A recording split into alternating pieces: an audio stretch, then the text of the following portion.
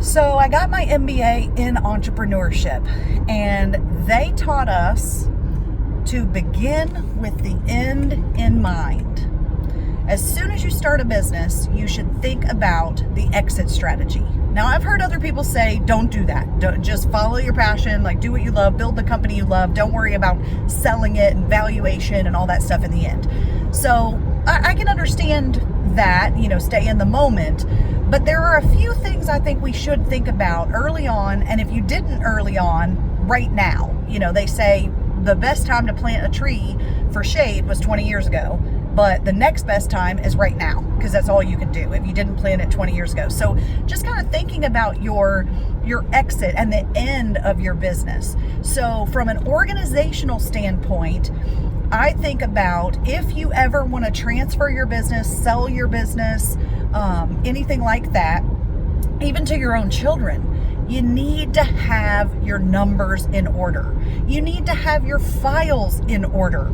The more organized things are, the better it is in that transfer to the next person. So they know where to find things, where the history is. They can see, especially if you're going to sell it and you need your financials in order, you better have all of those details in the right buckets, in your financial statements, in your QuickBooks or your system.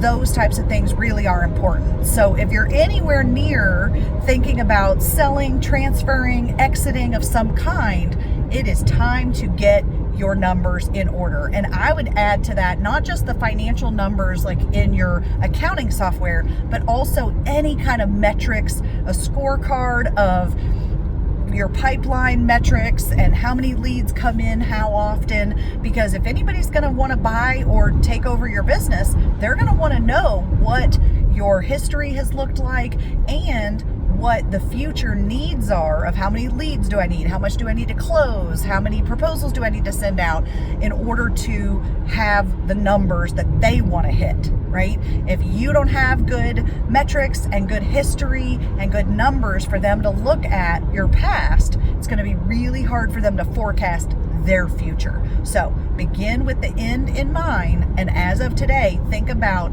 down the road, what would somebody need to see or want to see about the history of my business in order to take that over in a smooth way. All right, so what else do you think is important as you begin to think about that transition down the road?